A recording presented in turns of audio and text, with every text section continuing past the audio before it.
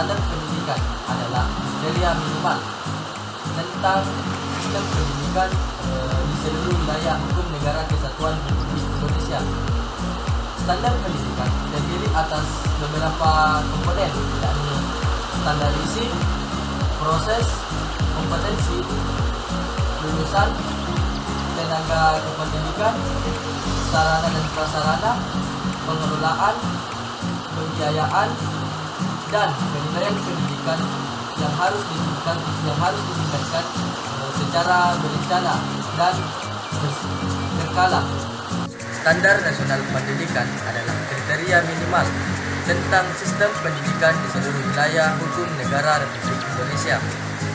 Pada pasal 1 Undang-Undang Nomor 20 Tahun 2003 tentang Sisdiknas dan pasal 3 Peraturan Pemerintah Nomor 19 Tahun 2005 tentang SNP.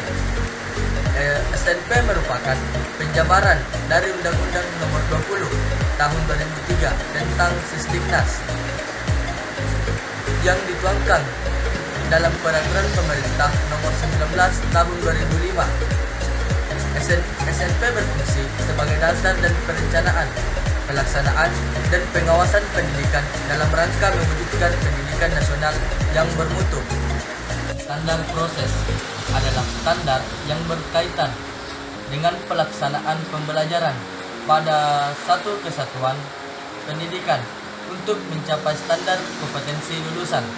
Standar kompetensi lulusan digunakan sebagai pedoman penilaian dalam menentukan kelulusan siswa dari satuan pendidikan yang meliputi kompetensi untuk seluruh mata pelajaran, kelompok mata pelajaran, dan mata pelajaran.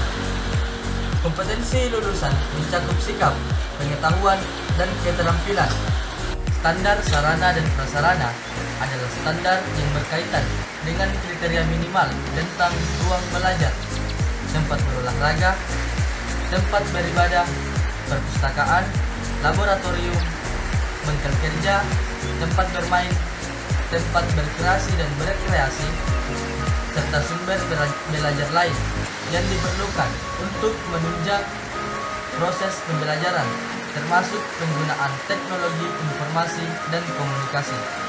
Standar pengelolaan adalah standar yang berkaitan dengan perencanaan, pelaksanaan, dan pengawasan kegiatan pendidikan pada tingkat satuan pendidikan, kabupaten atau kota, provinsi, atau nasional agar tercapai efisiensi dan efektivitas penyelenggaraan pendidikan.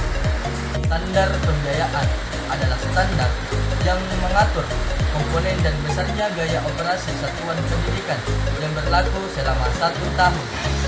Gaya operasi satuan pendidikan adalah bagian dari dana pendidikan yang diperlukan untuk membiayai kegiatan operasi satuan pendidikan agar dapat berlangsungnya kegiatan pendidikan yang sesuai SNP secara teratur dan berkelanjutan. Standar penilaian pendidikan adalah standar yang berkaitan dengan mekanisme, prosedur, dan instrumen penilaian hasil belajar siswa. Penilaian pendidikan pada jenjang pendidikan dasar dan menengah terdiri atas penilaian hasil belajar oleh pendidik, penilaian hasil belajar oleh satuan pendidikan, dan penilaian hasil belajar oleh pemerintah. Undang-Undang tentang Standar Pendidikan Nasional. Undang-Undang Nomor 20 Tahun 2003 tentang Sistem Pendidikan Nasional Pasal 35. Pengembangan Standar Nasional Pendidikan atau SNP serta pemantauan dan pelaporan pencapaiannya secara nasional dilaksanakan oleh suatu badan standarisasi penjaminan dan pengendalian mutu pendidikan. MPP nomor 19 tahun 2005 tentang Standar Nasional Pendidikan atau SNP pasal 73. Dalam rangka pengembangan, pemantauan dan pelaporan pencapaian SNP dengan PP ini dibentuk Badan Standar Nasional Pendidikan atau BSNP. MUU nomor 20 tahun 2003. Pasal 35 ayat 1. Standar Nasional Pendidikan terdiri atas standar isi, proses, kompetensi lulusan. tenaga kependidikan, sarana dan prasarana, pengelolaan, pembiayaan, dan penilaian pendidikan yang harus ditingkatkan secara berencana dan berkala. PP nomor 19 tahun 2005 pasal 1 angka 1 Standar Nasional Pendidikan adalah kriteria minimal tentang sistem pendidikan di seluruh wilayah hukum negara Kesatuan Republik Indonesia. Strategi pemenuhan SNP. Dalam meningkatkan mutu, hal yang pertama harus disepakati dalam semua pihak adalah melaksanakan komitmen penjaminan mutu di sekolah. Sekolah memanfaatkan semua potensi baik yang ada di dalam maupun di luar sekolah untuk menunjukkan peningkatan mutu yang ada di sekolah secara terus-menerus, meningkatkan mutu di segala aspek, terutama mengacu pada 8 standar. Sekolah menyusun rencana dan program kerja sekolah sesuai dengan kebutuhan sekolah dan direalisasikan dengan benar. Baik, saya akan menjelaskan kajian kondisi objektif madrasah negeri dan swasta. Bagi sekolah untuk memenuhi standar nasional pendidikan tidak terlalu menjadi permasalahan karena dari segi dana, sekolah-sekolah mendapatkan kuncuran dana dari APBN dan APBD. Yang lagi, status sekolah sebagian besar atau sekitar 90% negeri, berbeda dengan madrasah sejak awalnya didirikan oleh masyarakat berstatus swasta.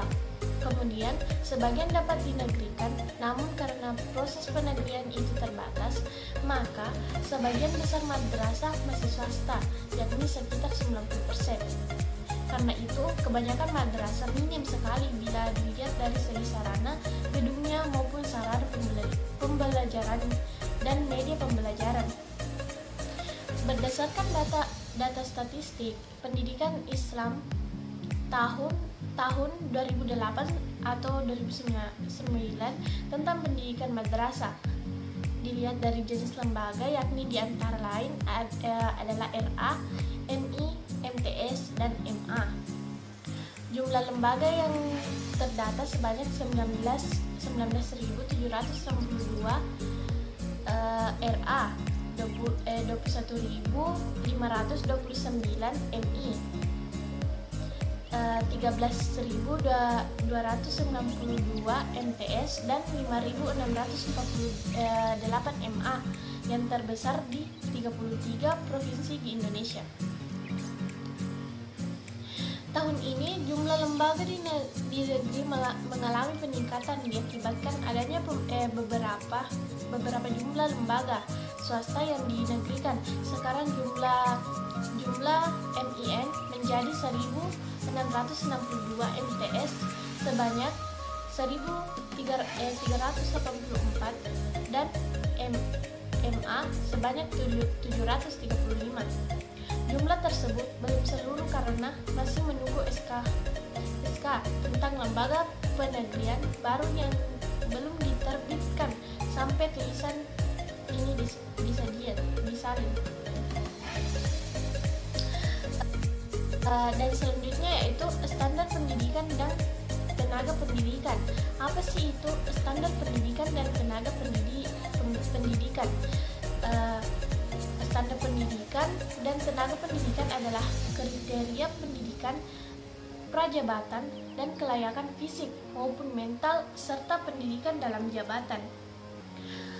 Undang-undang yang mengatur dalam standar pendidik ini yaitu Undang-Undang Nomor 20 Tahun 2003 Pasal 45 Ayat 1 menyatakan bahwa setiap satuan pendidikan sesuai dengan pertumbuhan dan perkembangan potensi fisik, kecerdasan, intelektual, sosial, emosional, dan kejiwaan peserta didik.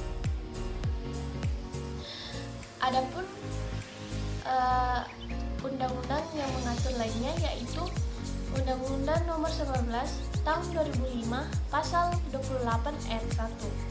Pendidik harus memiliki kualitas akademik dan kompetensi sebagai agen pembelajaran, sehat jasmani dan rohani, serta memiliki kemampuan kemampuan umum mewujudkan tujuan pendidik nasional. Dan ayat kedua, kualifikasi akademik sebagian dimaksud pada ayat 1 adalah tingkat pendidikan minimal yang harus dipenuhi oleh seorang pendidik yang dibuktikan dengan ijazah atau sertifikat keahlian yang relevan dengan ketentuan perundang-undangan yang berlaku. Dan Undang-Undang ayat 4, seorang yang memiliki ijazah dan atau sertifikat keahlian sebagaimana dimaksud pada ayat 2, tetapi memiliki keahlian khusus yang diakui dan diperlakukan dapat diangkat menjadi pendidik setelah uji kelayakan dan kesetaraan. Dan ayat 5 yaitu kualifikasi akademik dan kompetensi sebagai agen pembelajaran sebagaimana dimaksud pada ayat 1 sampai dengan ayat 4, dikembangkan oleh BSNP dan ditetapkan melalui peraturan menteri. Berkaitan dengan standar pendidik, madrasah juga harus memenuhi ketentuan PP SNP tersebut, yaitu guru harus memenuhi standar pendidik, pendidik harus memiliki kualifikasi akademik dan kompetensi sebagai agen pembelajaran. Kualifikasi yang harus dipenuhi adalah pendidik S1 dan guru RA atau BA, singkat TK, guru MI setingkat SD, guru MTS setingkat SMP, guru MA setingkat SMA atau SMK. Di samping tuntunan sehat, jasmani dan rohani serta memiliki kemampuan untuk mewujudkan pendidikan nasional. Guru dalam melaksanakan tugasnya harus diimbangi dengan kesejahteraan yang memadai dalam Undang-Undang Nomor 14 Pasal 15 Ayat 1. Penghasilan guru di atas kebutuhan hidup maksimum meliputi gaji pokok, tunjangan yang melekat pada gaji. Penghasilan lainnya yaitu penghasilan guru lainnya yaitu berupa tunjangan profesi, tunjangan profesional, tunjangan khusus, dan maslahat tambahan yang terkait dengan tugasnya sebagai guru yang ditetapkan dengan prinsip penghargaan atas dasar prestasi. Sementara Pasal 16 ayat 1, pemerintah memberikan tunjangan profesi kepada guru yang telah memiliki sertifikat pendidik yang diangkat oleh penyelenggara pendidik dan atau satuan pendidik yang diselenggara oleh masyarakat. Ayat 2, tunjangan profesi diberikan setara dengan 1 kali gaji pokok guru yang diangkat oleh satuan pendidik yang diselenggarakan oleh pemerintah atau pemerintahan daerah pada tingkat masa kerja dan kualifikasi yang sama. Ayat 3, tunjangan profesi dialokasikan APBN dan APBD. Pasal 17 ayat 1, pemerintah memberikan tunjangan fungsional kepada guru. Ayat 2, pemerintah memberikan tunjangan subsidi, tunjangan fungsional. Ayat tunjangan dialokasikan dalam APBN dan APBD.